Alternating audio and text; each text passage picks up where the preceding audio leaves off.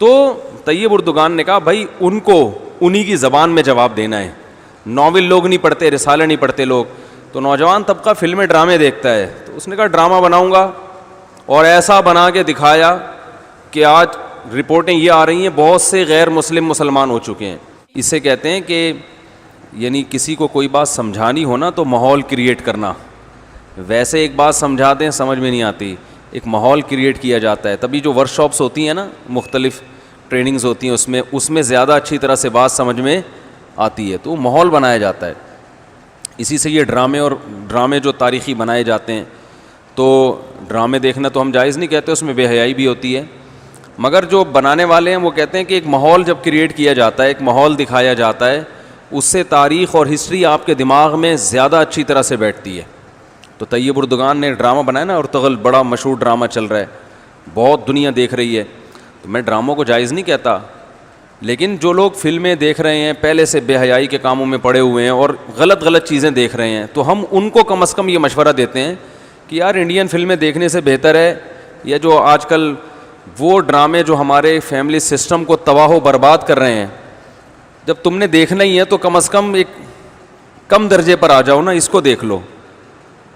تو اس سے تو پھر بھی بہتر ہے کہ کم از کم تمہیں ہسٹری تو پتہ چلے گی, کم از کم تمہیں یہ تو پتہ چلے گا مسلمانوں کی تاریخ کیا تھی.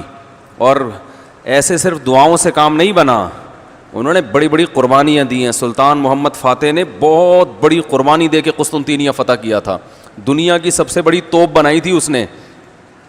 اور آج ہماری صرف باتیں توپ ہیں, باتیں ایسی کریں گے جیسے بہت بڑی توپ ہیں ہم, کوئی عمل ہمارے کیا ہیں زیرو. نہ سائنس میں آگے, نہ ٹیکنالوجی میں آگے, نہ مذہب میں آگے. وہ ٹیکنالوجی کی دنیا میں بہت آگے تھے, سائنس کی دنیا میں بہت آگے تھے. سلطان محمد فاتح نے جب قسطنطینیہ کو فتح کرنے کا ارادہ کیا, استنبول کو, نبی کی پیشگوئی تھی کہ میری امت میں جو طبقہ استنبول جو فتح کرے گا نا وہ جنتی ہے. تو صحابہ کے دور سے کوششیں ہو رہی تھیں, اور استنبول میں 1000 سال سے خلافت قائم تھی عیسائیوں کی, اور اسے کوئی فتح کر نہیں سکتا تھا. ابو ایوب انصاری رضی اللہ تعالیٰ عنہ گئے, وہ نہیں فتح کر سکے, ان کی قبر وہیں بنی. بڑے حملے ہوتے رہے, اتنی چوڑی دیوار میں نے خود دیکھی ہے, اس کی میں نے ویڈیو بھی بنائی تھی. اور اتنی لمبی دیوار شہر کے گرد کہ اس کو ناممکن اسباب کی دنیا میں, ایئر اٹیک تو ہوتے نہیں تھے نا اس زمانے میں, جانا تو پیدل فوج نہیں تھا, جائے گی کہاں سے بھائی, چڑھے گی کیسے اس پہ. سیڑھیاں لگا کے جو چڑھتے تو اوپر انہوں نے گرم تیل گرم ہوتا تھا, اس کے دیگ رکھے ہوئے ہوتے تھے, تو وہ دیگ الٹتے تھے تیل ڈال کے, کوئی چڑھ نہیں سکتا تھا. بہت زبردست ڈیفنس تھا, کوئی میلی آنکھ اٹھا کے دیکھ نہیں سکتا تھا, اور جتنی لڑائیاں ہوئی سب ناکام ہوئی تھیں. سلطان محمد فاتح نے کہا بھائی نبی نے خوشخبری دی ہے, ہم فتح کر کے چھوڑے گا. پھر وہ مشہور واقعہ ہے, اس نے کیا کیا کہ خشکی میں کشتیاں چلا دیں, سارے جانور راتوں رات ذبح کیے, ان کی چربی پگھلا کے پتھروں پہ بچھائی گئی ہے, اس پہ سمندری جہاز بٹھا کے. وہاں میں جب ترکی میں گیا ہوں تو اب دیکھو یہ چیز کتابوں میں بھی بتائی جا سکتی تھی نا, لیکن وہاں طیب اردگان نے کیا کیا ہے, میوزیم بنائے ہیں, ان میں یہ پورا منظر دکھایا جاتا ہے. خدا کی قسم ایسا ایمان بڑھتا ہے کہ چیخیں مارنے کا دل کرتا ہے. ایسی جو علماء بھی گئے ہیں نا, بنوری ٹاؤن کے ایک شیخ الحدیث گئے تھے, وہ کسی نے بتایا وہ رو رہے تھے چیخیں مار کے. جو جاتا ہے یہ منظر ہوتا ہے, وہ جب دکھاتے ہیں نا اپنی آنکھوں سے, بھائی کیا منظر, اور کیسے وہ کشتیوں کو راتوں رات خشکی پہ لے کے چلے ہیں, اور خشکی پہ لے جا کے پیچھے سمندر میں اتارا, اور سامنے سے بھی اٹیک اور پیچھے سے بھی اٹیک. انگریزوں نے لکھا ہے, گوروں نے ہسٹری میں, کہ یہ اسباب کی دنیا میں ممکن نہیں ہے. بہت بڑا کارنامہ انہوں نے سر انجام دیا, اور راتوں رات. تو یہ ہماری تاریخ تھی جس کی وجہ سے ہمیں عروج ملا تھا. آج ہم صرف پیڑے کھا رہے ہیں, باتیں ٹھوک رہے ہیں بیٹھ کے, صحیح ہے نا. بزرگوں پہ طنز, علماء پہ اعتراضات, ایک دوسرے پہ کیچڑ اچھالنا, فرقہ پرستی, ان چیزوں میں ٹائم ضائع ہو رہا ہے, اور کوئی موٹیویٹ کرنے والا نہیں ہے, کوئی تعمیری کام کرنے والے لوگ بہت تھوڑے رہ گئے ہیں, اور ٹیکنالوجی کی طرف تو توجہ ہی نہیں ہے. یونیورسٹی میں جو لڑکا مذہب پہ چلتا ہے, سب کی بات نہیں کر رہا, ایجوکیشن میں سب سے پیچھے وہی ہوتا ہے عام طور پہ, اسی کی شکایتیں آ رہی ہوتی ہیں. یہ چونکہ نمازی ہے لہذا نمبر سب سے کم اس کے آتے ہیں. نمازی کے نمبر تو زیادہ آنے چاہیے بھائی. جو تبلیغ میں وقت لگاتا ہے اس کو تو ایجوکیشن میں زیادہ آگے ہونا چاہیے, یہ تو ہمارے مذہب کا حصہ ہے. صحابہ کرام نے جو ملکوں کے ملک فتح کیے اور جو ہمارے تاریخ میں فاتحین ملتے ہیں، سب سے پہلا بحری بیڑا حضرت معاویہ نے بنایا ہے. سمندر پہ سب سے بڑی فوج جو اس وقت اتاری ہے وہ کس نے اتاری ہے؟ حضرت معاویہ رضی اللہ تعالیٰ عنہ نے. اور نبی نے پیشگوئیاں سنا دی تھی پہلے کہ سمندر کی لڑائی ہوگی، اس میں جو شہید ہوگا اسے میں جنت کی خوشخبری دیتا ہوں. اور آپ صلی اللہ علیہ وسلم نے سمندر میں شہید ہونے والے کو زیادہ بڑا شہادت کا درجہ عطا فرمایا. میں نے تو سمندری لڑائی کے فضائل پر احادیث جمع کی تھیں، ایک میرا بیان ٹوٹلی اسی پر ہوا تھا کہ سمندری لڑائی کتنی اہم ہے.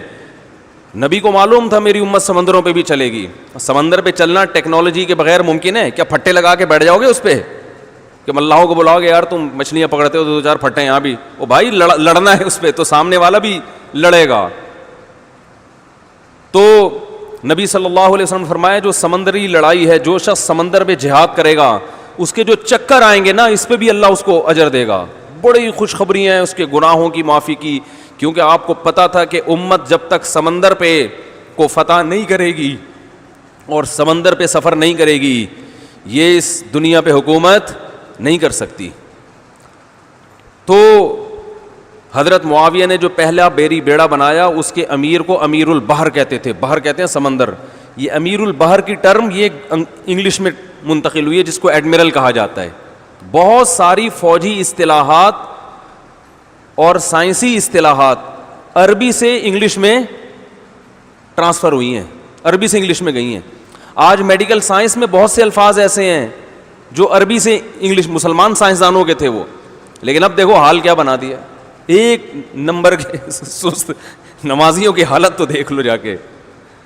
سب سے سست ترین جو ہوگا وہ دیندار بنا ہوا ہوگا. سب کی بات نہیں کر رہا، ڈاکٹروں میں ہم نے بڑے اچھے اچھے دیندار دیکھے ہیں، سائنسدانوں میں، ایٹمی سائنسدانوں میں تو دیندار زیادہ ہیں الحمدللہ، لیکن میجورٹی کی بات کر رہا ہوں کہ پتہ نہیں ہمارے ذہن میں یہ کچھ ایسا کسی نے، شیطان نے بات ڈال دی ہے کہ ہم نے صرف جو ہے ایک طرف کو فوکس کیا ہوا ہے، دوسری طرف کو ہم نے بالکل نظر انداز کر دیا ہے. تو بھائی جس طرح سے دین کی تعلیم انتہائی ضروری ہے، اس کی کوئی اس کی اہمیت کی کمی کا انکار نہیں کر سکتا. انگریز جو تباہ ہو گئے نا، فیملی سسٹم تباہ ہو گیا، زنا معاشرے میں پھیل گیا، والدین اولڈ ہوم میں، وہ وجہ کیا؟ مذہب نہیں ہے نا، مذہبی تعلیم نہیں ہے. لیکن ہم جو معاشی لحاظ سے تباہ ہو گئے اور ترقی میں پیچھے رہ گئے، وجہ کیا ہے؟ مادے پہ محنت نہیں کی ہے. تو دونوں محنتیں ضروری ہیں. داؤد علیہ السلام کو روحانی ترقی بھی ملی اور اللہ نے آپ کے ہاتھ میں لوہا بھی پگھلایا.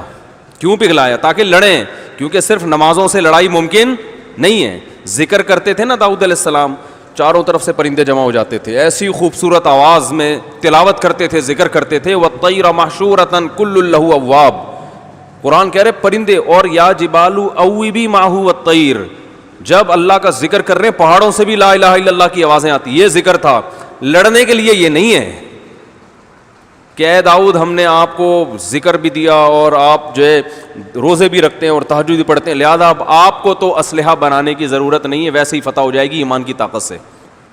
نا نا نا نا نا، زرہیں بناؤ، قدر فی السرد، صحیح ہے نا، کڑیاں بناؤ، فوج تیار کرو. لڑائی کے لیے اصول بولتے کیوں نہیں بھائی؟ کچھ اور ہیں. تو دونوں چیزیں نہیں ہیں. داؤد علیہ السلام، سلیمان علیہ السلام کے گھوڑے بھی تو تھے، انہیں کیا ضرورت تھی گھوڑوں کی بھائی؟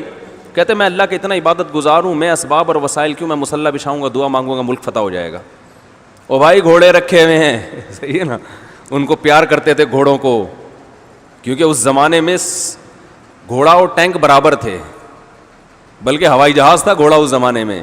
تو جنگیں گھوڑوں کے بغیر نہیں ہوتی تھی، گھوڑے تیار کیے ہوئے ہیں. تو لڑے ہیں وہ لوگ اور اسباب اور وسائل اختیار کیے ہیں. آج ہم پیڑے کھانے والی باتیں کرتے ہیں اور پیڑے کھا رہے ہیں بیٹھ کے، اور سمجھتے ہیں کہ بس یہ قرآن خوانیوں سے اور آیت کریمہ سے مسائل کیا ہو جائیں گے حل. تو یہ بھی ضروری ہے بھائی، وہ بھی ضروری ہے. تو میں بتا رہا تھا کہ وہ جو ڈرامے کی بات کر رہا تھا، تو ماحول بنانا پڑتا ہے نا. تو طیب اردگان نے کیا کیا کہ کیونکہ جو لبرل لوگ ہیں وہ ایسے ڈرامے، ایسی فلمیں بنا کے نا نوجوان نسل کا دماغ خراب کر دیا انہوں نے. اتنا دیکھو، اب محمد بن قاسم کو بھی لوگوں نے ڈاکو کہنا شروع کر دیا ہے، معاذ اللہ. وہ شخص جو سندھ میں اسلام لانے کا ذریعہ بنا، اگر وہ ڈاکو تھا تو اس سندھ میں اسلام کون لے کر آیا؟ انگریز کہے گا تمہارے تو اسلام جو بر صغیر میں اسلام آیا سندھ کے راستے سے، سندھ کو تبھی باب الاسلام کہا جاتا ہے نا، بر صغیر میں اسلام کہاں سے آیا ہے؟ سندھ کے راستے سے، پھر پورے انڈیا میں بھی پھیل گیا اور بنگلہ دیش، برما، کہاں کہاں تک پھیلا ہے. تو انٹری جو ہوئی ہے محمد بن قاسم کے ذریعے ہوئی ہے. پروپیگنڈا دیکھو، وہ بھی چور، وہ بھی معاذ اللہ وہ بھی ڈاکو، محمود غزنوی بھی ڈاکو. وجہ کیا ہے؟ جس کے ہاتھ میں میڈیا ہوگا نا چلے گی اور سنی اسی کی جائے گی، آپ جو کچھ بنا کے پیش کر دیں. تو طیب اردگان نے کہا بھائی ان کو انہی کی زبان میں جواب دینا ہے. ناول لوگ نہیں پڑھتے، رسالے نہیں پڑھتے لوگ. تو نوجوان طبقہ فلمیں ڈرامے دیکھتا ہے، تو اس نے کہا ڈرامہ بناؤں گا، اور ایسا بنا کے دکھایا کہ آج رپورٹیں یہ آ رہی ہیں بہت سے غیر مسلم مسلمان ہو چکے ہیں. تو میں عام لوگوں کو وہ ڈرامہ دیکھنے کا مشورہ نہیں دیتا، اس میں عورتیں بھی ہیں اور کچھ کہا جاتا ہے، میں نے نہیں دیکھا وہ ڈرامہ، بے حیائی کے مناظر بھی ہیں. لیکن میں ان لوگوں کو جو غلط چیزیں دیکھ رہے ہیں ان سے کہتا ہوں یار کچھ دیکھنا ہی ہے تو پھر ادھر دیکھ لو. جو نہیں دیکھ رہے وہ کچھ بھی نہ دیکھیں، وہ پھر اس کے بعد پھر آگے بھی جائیں گے، وہ یہ دیکھ کے پھر وہ ان کو شوق پیدا ہوگا ذرا فلمیں بھی دیکھیں. اور جو نہیں دیکھ رہے وہ تو بچے رہے ہیں، جو دیکھ رہے ہیں تو بری چیزیں دیکھ رہے ہیں تو بھائی یہ دیکھ لو پھر. تو اس سے کم از کم ایک کریٹیو سوچ پیدا ہوگی تمہاری، اور کم از کم ایک تعمیری سوچ پیدا ہوگی، مسلمانوں کی ہسٹری کا تمہیں پتہ چلے گا. تو اردگان کی سوچ چونکہ یہ تھی اس لیے اس نے وہ کر دیا، اور اس سے بہت لوگ پریشان ہیں اس ڈرامے سے. یعنی اس سے جو اسلام دشمن قوتیں پوری دنیا میں پابندی لگانے کی کوشش میں لگی ہوئی ہیں. ابن تیمیہ رحمہ اللہ کا قول ہے نا، تمہیں باطل کی پہچان نہ ہو نا کہ حق کیا ہے اور باطل کیا ہے، تو دیکھ لو باطل کے تیروں کا رخ کس طرف ہے. سارے باطل جس کے پیچھے پڑے ہوئے ہو نا سمجھ لو یہ کیا ہے؟ حق ہے. تو ان کو پتہ ہے اس کا اثر کیا پڑ رہا ہے. تو ماحول جو کریٹ کیا جاتا ہے، ماحول ایک قائم کیا جاتا ہے، اس سے جو لیسن ملتا ہے وہ ویسے زبانی سمجھانے سے نہیں ملتا.